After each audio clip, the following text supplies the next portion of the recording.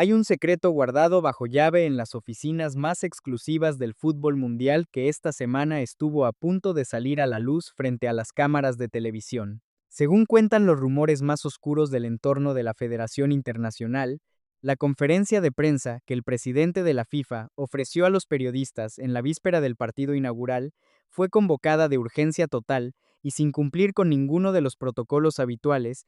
La presión acumulada desde adentro del propio torneo ya era insostenible y amenazaba con hacer saltar todo por los aires. No se trataba de las típicas críticas de los aficionados indignados en las redes sociales, ni de los editoriales incendiarios de los medios de comunicación. Era algo mucho más concreto y destructivo para la institución más poderosa del planeta. Una citación legal directa. Las autoridades judiciales de la sede principal le mandaron un documento que obliga a entregar información interna sobre la venta de entradas del torneo más caro de la historia. Y mientras el presidente de la FIFA hablaba diciendo que estaba muy tranquilo, la presidenta de México salía a decirle en vivo que debían reflexionar de inmediato. En los próximos minutos te contamos qué está pasando exactamente en este relato, qué dicen los documentos ocultos y por qué este puede ser el inicio del escándalo más grande de la historia en pleno desarrollo de un mundial. Para entender la magnitud de lo que está ocurriendo en esta trama, hay que comprender primero quién le está apuntando al organismo y desde dónde, porque eso cambia las reglas del juego. No es un periodista de investigación ni un exjugador retirado con una columna de opinión en un diario.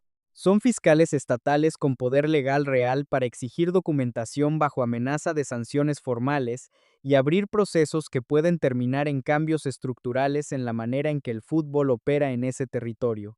La fiscal general de la región costera no eligió palabras suaves cuando describió públicamente lo que descubrió.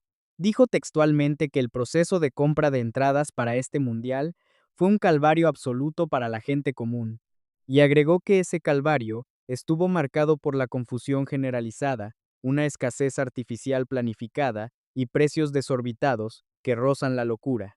Esas tres palabras, dichas por una autoridad con poder de citación en el contexto de una investigación formal, no son una simple queja de tribuna. Son la base jurídica de una acusación que la Federación tiene que responder con balances reales y no con declaraciones de prensa preparadas a las apuradas en hoteles de 5 estrellas. Y la fiscal de la Costa no estaba sola en esta batalla legal dentro de la historia. Otra autoridad judicial de una de las ciudades más importantes del país se sumó a la investigación desde el primer momento y firmó la citación. El Departamento de Protección al Consumidor local también se incorporó al proceso con sus propios recursos de inteligencia. Incluso el fiscal de la región del oeste, uno de los investigadores más duros del país en este momento, envió una carta directa a los directivos describiendo prácticas de venta de entradas potencialmente engañosas relacionadas con la Copa Mundial. 4 fiscales de 4 regiones diferentes, las más pobladas e influyentes del territorio, investigando al mismo tiempo, al mismo organismo por el mismo motivo exacto en medio del propio torneo en desarrollo. Y para completar un cuadro desesperante, varias figuras del Congreso exigieron públicamente que el presidente de la FIFA se presentara a testificar sobre la gestión de las localidades antes de la gran final del torneo. Eso no había ocurrido jamás en la historia de ninguna competencia anterior. El fútbol mundial nunca antes se había enfrentado al poder legislativo de una potencia, y no existe un manual de crisis preparado para esto. Para que quede completamente claro el engaño en este relato, hay que ir a los datos concretos que los investigadores pusieron sobre la mesa. Según lo que la Fiscalía documentó antes de emitir la citación formal, los organizadores modificaron las categorías de los asientos después de que comenzó la venta inicial de entradas. Crearon de la nada nuevas zonas exclusivas en las que ubicaron las mejores butacas del estadio a precios considerablemente más altos que los que existían al principio. Lo que eso significa para el aficionado real es una traición absoluta. Miles de personas que compraron primero, que fueron las más rápidas y organizadas, quedaron excluidas de las mejores ubicaciones, porque la federación creó una categoría nueva después para extraer más dinero de los mismos asientos. Y no solo eso, porque la investigación también recogió denuncias de compradores que aseguran haber pagado el precio de la categoría más cara del estadio y haber recibido a cambio ubicaciones deplorables detrás de las porterías o en zonas muy alejadas del campo. Eso es lo que la justicia llama manipulación deliberada para generar una percepción de escasez y justificar precios de locura. El resultado cuantificable de toda esa manipulación de categorías y precios en nuestra historia fue un aumento promedio del 34% por boleto en 90 de los 104 partidos del torneo.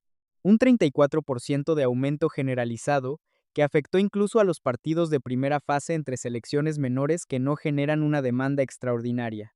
Ese aumento no fue el resultado del libre mercado ni de la alta demanda como argumentó el presidente de la FIFA en su conferencia de prensa, fue el resultado de una modificación planificada del sistema de categorías que los investigadores están registrando partido por partido y estadio por estadio con los datos de ventas que la federación está obligada a entregar por orden judicial.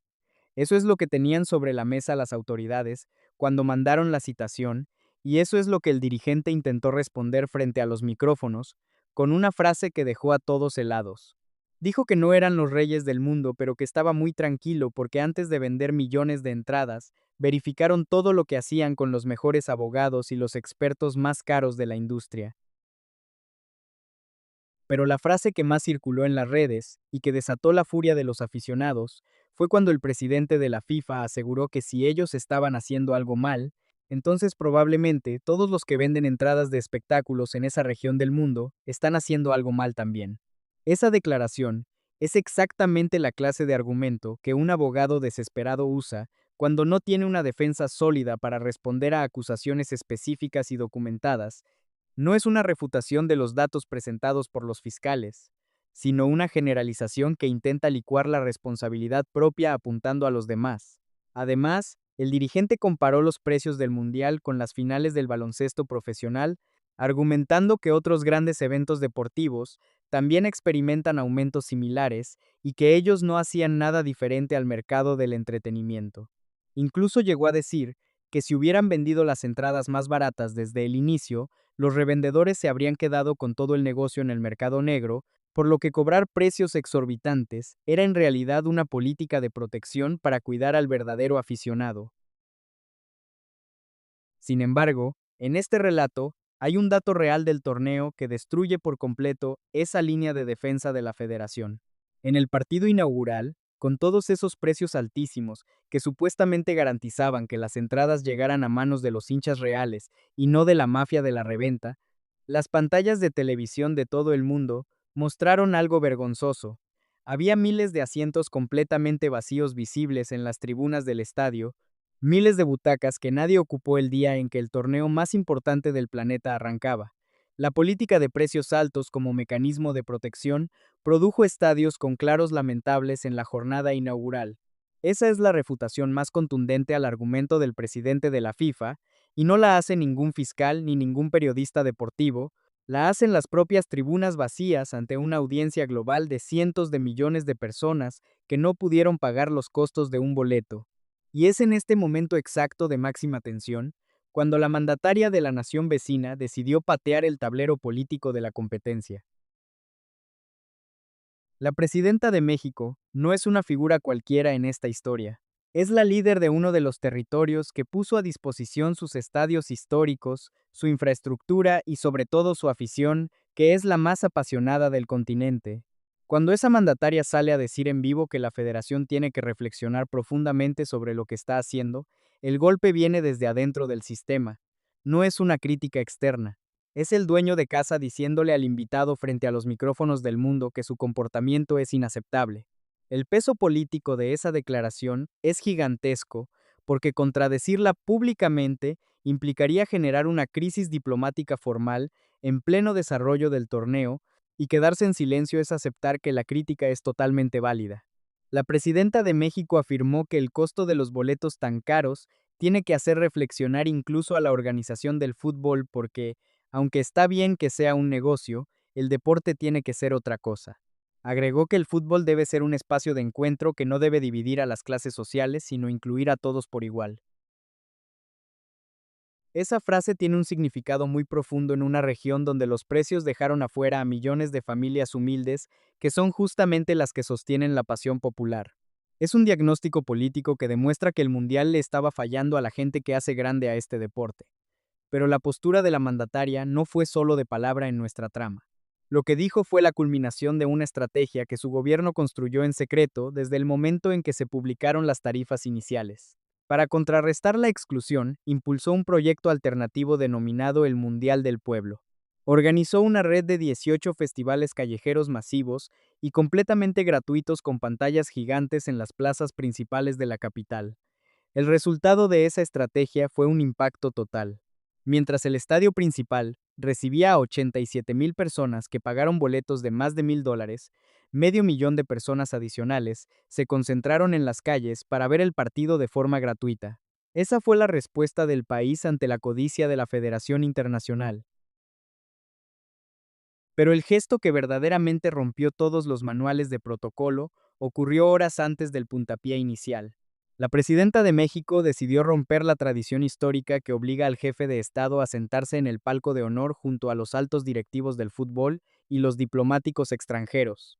Sin anuncios previos ni comunicados de prensa, la presidenta dejó su asiento vacío en el sector de privilegio y le cedió su entrada oficial a una joven futbolista de una comunidad indígena de 21 años que no tenía ningún recurso económico para comprar un boleto. Esa imagen de la joven saboreando el partido en el palco de honor, mientras el dirigente máximo defendía los precios del mercado de lujo, fue un golpe publicitario que ninguna oficina de comunicación pudo contener.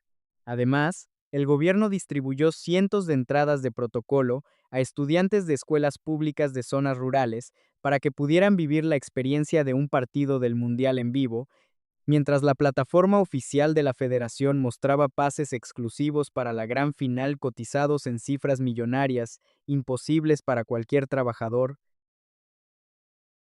Ahora llegamos al giro oculto de esta historia. El dato que los investigadores de la Fiscalía General mantienen guardado en sus computadoras y que promete cambiar el destino del torneo, según fuentes muy cercanas al proceso judicial, los fiscales descubrieron que la propia plataforma oficial de reventa de la Federación operaba de una manera muy extraña. Los documentos demuestran que cuando un aficionado devolvía una entrada porque no podía asistir, el boleto volvía a aparecer en el sistema a un precio 3 veces mayor que el original, pero el usuario que lo había devuelto solo recibía el reembolso del valor inicial. La federación supuestamente se estaba quedando con la diferencia millonaria de esa reventa interna, generando una ganancia paralela y oculta mediante un sistema de escasez artificial controlado por ellos mismos. Si esta investigación se hace pública con las pruebas documentales que el organismo está obligado a entregar esta semana, ya no hablaríamos solo de precios caros o mala gestión. Hablaríamos de un esquema de fraude masivo, organizado desde la cúpula del fútbol mundial en pleno desarrollo de la Copa del Mundo. Las próximas horas serán decisivas para saber si el presidente de la FIFA puede sostenerse en el cargo o si estamos ante la caída del imperio del fútbol. La tensión en los pasillos de los estadios se puede cortar con un cuchillo y los delegados de las diferentes selecciones ya empezaron a pedir reuniones informales para evaluar el impacto de una posible intervención judicial en las oficinas centrales de la organización. Nadie sabe con certeza qué pasará si los fiscales decisivamente congelan las cuentas del torneo o si la presidenta de México decide retirar el apoyo de las fuerzas de seguridad en los partidos restantes como medida de presión. El destino del torneo más grande de la historia pende de un hilo legal muy delgado y el balón sigue rodando en el césped mientras la verdadera batalla se juega en los despachos de los tribunales de justicia. El desenlace de este conflicto cambiará para siempre la forma en que se organiza el deporte rey en el planeta.